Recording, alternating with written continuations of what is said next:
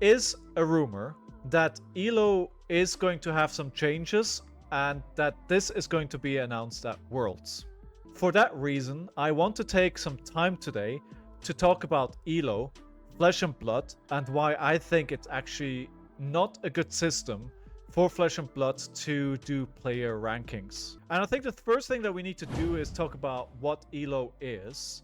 ELO is a points-based ranking system that was invented by Arpad ELO for chess. So it was a system designed for chess players to be ranked against each other. So the way it works is, if you play against somebody who's got higher ELO than you, and you win that game, you get more ELO, and they lose more ELO than if you win against somebody who has a lower ELO ranking than you. So if you imagine you play somebody that has 1,600, and you have 1,500, you win against them, you get more points and you go higher in the ranking than if you win somebody that has a lower ranking, which that makes sense, right? That makes complete sense. That is a good system in theory. If we want to look at the problems with this ELO system, it's built for a game which has no chance. There's no variance. So chess is a game where you operate with perfect information. You see what's happening in front of you. There is nothing else going on. And there is no variance like we have in trading card games. So in trading card games, you draw a card and you shuffle your deck and you don't know what's at the top of your deck. You have 60 cards in your deck and you don't know what you're going to get in your hand, in your next hand, in your next hand. So using a system that was built for a game where something like that can't happen because it's always the same cards on the board just doesn't work really well. So that's why, one of the big reasons why ELO is not a great system for Flesh and Blood or TCGs, because there's more factors than just what you get in chess. But that's not the only thing. So the way that it works today is ELO in Flesh and Blood is very swingy. As an example, I went to the calling in Amsterdam and my ELO was around 1,400 something, and I played 13 games in the calling. I won 7 and I lost 6, and I walked away from that tournament having made 70 points, and that catapulted me from ELO ranking something 500 in the UK to 130. That means that there can be a huge change in just one tournament, and I don't think that's a right representation of my skill level or how much ELO people should be losing or gaining in a tournament like that. It just doesn't make a lot of sense. Another thing is, because players can lose a lot of ELO, that encourages players not to play tournaments. A member of the community here had ELO at the level that you can qualify for nationals. That's actually something I forgot to say and that I have to say now. ELO is important. The top ELO ranked players in the world, they qualify for Pro Tour, they qualify for Worlds without having to be qualified through another tournament. And nationally, you can qualify for nationals if you're top ELO in your country. And that's why this system matters. Now, this player, they had a pretty good ELO rating, and they were actually on the ELO that they had. They were qualified for nationals at that point. They then decided to travel around the world, like a 20-hour flight, something crazy, to the Pro Tour LA. They did pretty well at that tournament. I don't recall the exact record. I believe it was a positive record. But despite doing well there, they lost enough ELO to not be qualified for nationals anymore. And that's a problem, because then you have the situation where players which have very positive ELO may stop going to tournaments because they're afraid to lose that ELO ranking and then not be qualified for those tournaments. Now, you can argue for and against that, but what that then causes is that very good players that are known, which I think LSS in their casting wants to highlight and talk about and people to identify with when, on streams, they don't show up to events anymore because they're staying home. Because why risk your ELO if you can just stay home and be qualified for sure? That's not a situation you want. And you just have problems with people throwing for ELO as well. Johnny, that that is something that could happen as well. First time chatter, welcome to the stream. They weren't positive, they went 2-5. But still, that's a 3-game difference, and like one tournament shouldn't make that huge of a difference. ELO matters. You can do something with this ELO, and there's problems with it. So it disincentivizes good players to go play. It's very swingy, so you can make a huge change in a very short time. And also, I mean, this may not necessarily be the most important point, but it's not fun. You gotta look at this and be like, this is a game, and whatever ranking system we have should be fun. So something like gold, bronze, or silver tiers that you can enjoy, that you can achieve. Right now, it's just like, oh, you get 1,500, you get 20 ELO. Okay. Another system issue actually is that it usually takes about 4 to 5 days for ELO to update. So it takes a while for this update to come through so you know where you are. And imagine you're playing a ProQuest season. You could actually be in a situation where you have enough ELO, you don't need to play your ProQuest, but you may not know because it's coming up too late. Yeah, but gold, silver stuff still uses ELO. It's just behind the scenes. Correct, Lilian. You're absolutely correct, but it's important. I think it makes it a bit more, it makes it better. I want to talk about this because there is a rumor that LSS is thinking about replacing the system, and I want to give my thoughts and my perspective on this. I think generally that's a good idea. The question is, what do you replace it with? And the question is, why hasn't it been replaced so far? And the simple answer is, it hasn't been replaced so far because it's actually quite difficult to do. There's not that many ranking systems that you can use for a 1 versus 1 card game that has variants and other things. It's actually difficult to replace this. And I think LSS is aware that it is not a perfect system, but try finding a system that works better. I do think I found one. What are the key factors? The first one is, I haven't mentioned this, so by the way, ELO is not being used for matchmaking, and I think it should stay that way. It should never be the case that just good players get matched into good players. It should always be, the matchmaking is random, and it's only used for the ranking itself.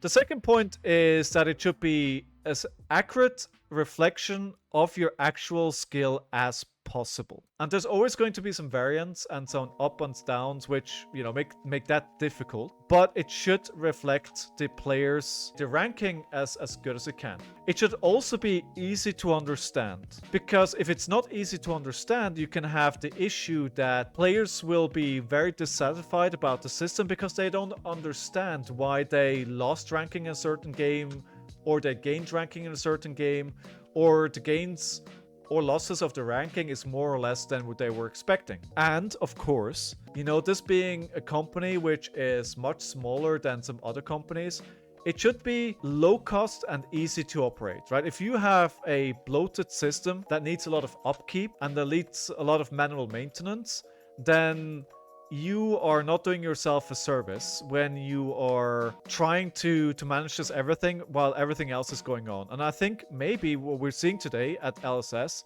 is actually that they're struggling a little bit with this, considering the ELO system takes 4 or 5 days to update. Now, there may be more things behind that that I'm not aware of. So what's the proposal? The proposal is to use a system from Microsoft. And I know I hear you groan, but hear me out.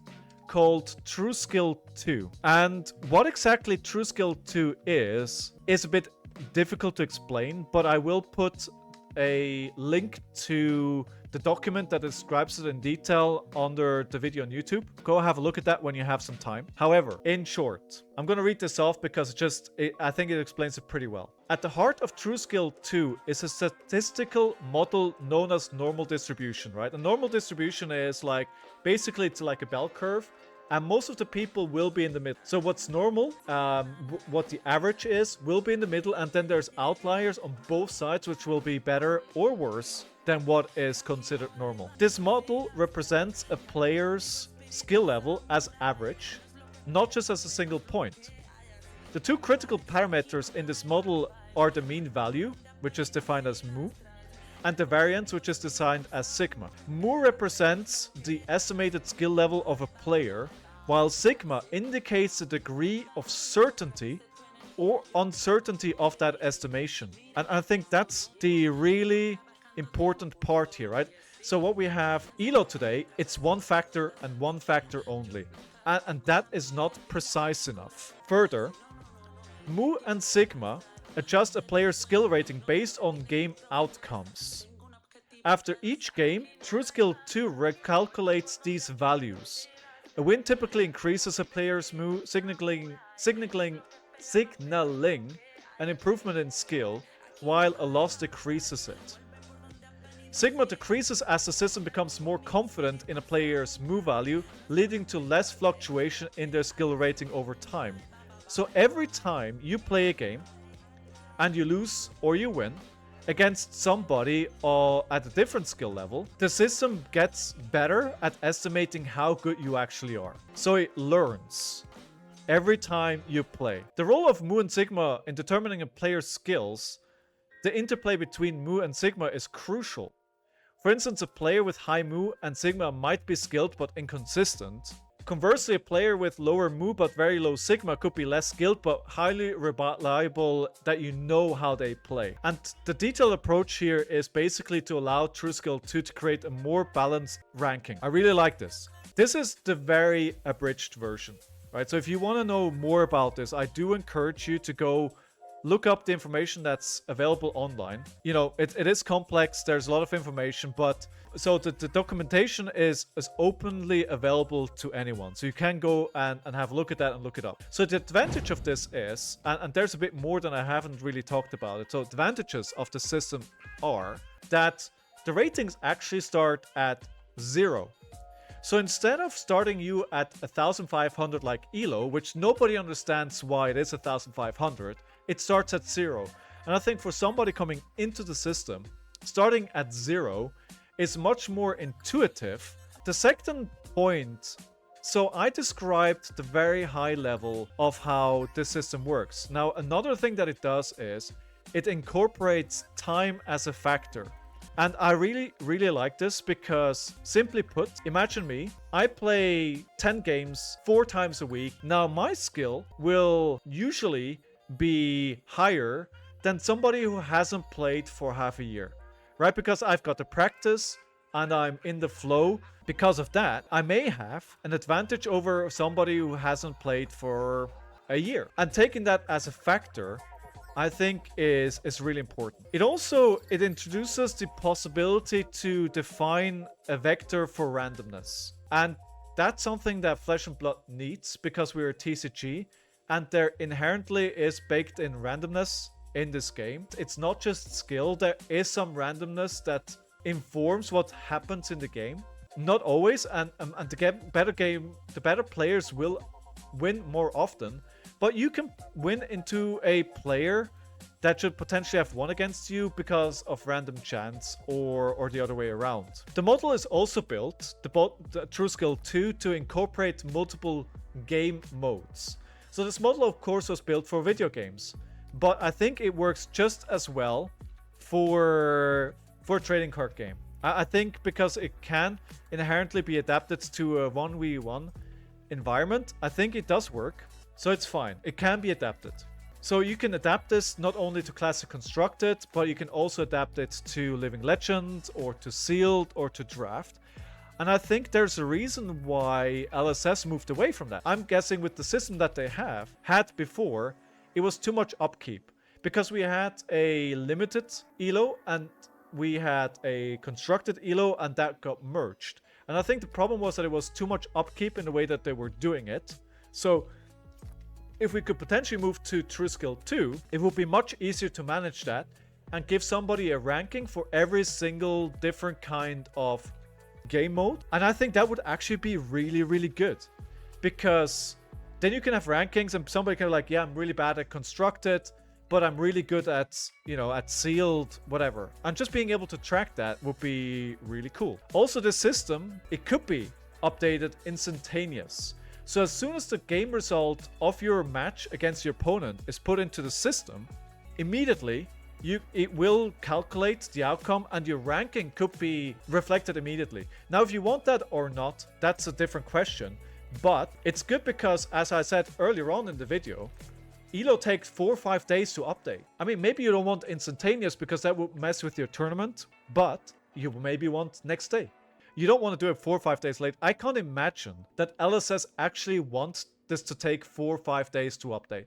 There's no reason that I see where that would make sense. And of course, I mentioned this going in as well. One of the biggest things that I think would come out of this positively is that there is less volatile changes. So the better the system gets to know every player and what to be expected of them, the changes will be smaller. So when you lose to somebody, even if they are very much lower in the ranking than you are, it can better predict what should happen, and it will adjust the rankings less. So that's why I think those are really, really good advantages for Triskill 2. Now, it's not all just positives, right? Let me be upfront about that. It's not just easy sailing. There's also disadvantages. Because there's more variables, that also means that it may potentially be harder to understand and to control. So it may be harder for LSS to understand, and the players to understand what's happening, when it's happening, and when something breaks to understand why it breaks. So the nice thing about ELO is it is pretty straightforward. It's pretty easy to understand. That is good, right? There's one variable and you define the so-called K factor, which informs you how much you adjusted if somebody loses or wins depending on the tournament. Easy peasy done. So it gets more complex. It's also more difficult to understand for players why certain things are happening. So as you imagine, as I said going in, you lose a game and you lose a certain amount of ranking. In ELO, it's much easier to understand why that happened, as opposed to this system that a lot of it works in the background, could make people unhappy with the end result because they don't understand what happened. It may be completely correct because they don't understand it. They're unhappy with it. Then a bigger problem is this is not open source. So Triskill 2 is Microsoft product. You need to license it. There's money involved. And that may not necessarily be feasible for LSS, so that could be a problem. And even if that is not a problem, the system is not open source, and a lot of the calculation and the things are done on Microsoft's side. A lot of the algorithm behind this, no matter how transparent they are with the whole system, there is stuff that they're not showing people. And LSS may not want to utilize a system that doesn't show you everything. But I think the downsides absolutely justify the upsides of the system. I think it's better than what we're using today. There's other systems as well out there, right? This is not the only one. So you could do a point-based system. So very simple. You win a game, you get a point. You lose a game, you lose a point, or maybe 3 points. And like a draw is a draw means you get 1 point. Lose, you lose 3 points. Win, you gain 3 points. Now, the problem with that kind of approach is that it's very static, and players which are good, which are probably going to the top of the leaderboard, will stay there for a long time, and there's not going to be a lot of turnaround. It is a possibility, and other games have used it, but it may not be the best way to do it. You could also do weighted ELO. So you use ELO, but you weigh a few factors. So you add additional factors like how long has this player been registered, or format, or maybe the hero that they're playing, which could be interesting. But the problem with that is that you need to collect that data manually, right? So for instance, as an example, you could say, oh, you know, the ELO changes, we expect something else based on the hero that the player plays, because we know that Pablo Pintor is really good on hero X. So if he plays that hero, the result is more likely going to be positive than if he plays a hero that he's not comfortable with. And that then informs your model. That's interesting, but you need to do that manually. And I don't think that's feasible. You could do Bayesian ELO. That's basically the little brother of what I've just talked about. That is integrated in Triskill 2. Another thing that you could do is Glyco 2, which is based on ELO, but is like a further enhancement of ELO. It's also open source, and it introduces one more factor also to try and adjust for the uncertainty. It's also integrated in Triskill 2 from what I understand. So the good thing about that one would be that it's open source, it works with ELO, it's not as complex, so it could be used. So there's different systems, and you can argue for both of them. I just think True Skill 2 brings the best of all worlds. So just to recap, ELO is not a good system for a variety of reasons, and I think it leads to undesirable outcomes for LSS. I think they have things happening that they don't want, with players not playing events or trying to cheat or it being too swingy, things along those lines. Second point, a new system is really hard to find that works. And if you have something that I didn't talk about, then please leave a comment on that, because I'd love to hear about it. These systems are hard to find, they're hard to implement. Actually saying replace ELO is one thing, but then actually going ahead and doing it and doing something better is hard. And I think finally, my final point, True Skill 2, despite its downsides like cost and licensing from Microsoft and some ambiguity because the algorithm is not completely open, could be a real candidate to replace ELO, to improve the ranking system for pro players or players that take this game seriously for Flesh and Blood. This is not a silver bullet. All I'm saying is True Skill 2 could replace Flesh and Blood's current system, which is ELO. And I'm very keen to hear what you have to say. So for all of those watching on YouTube, leave a comment and let me know what you think. If you did like the video, then also hit the subscribe button. Thank you.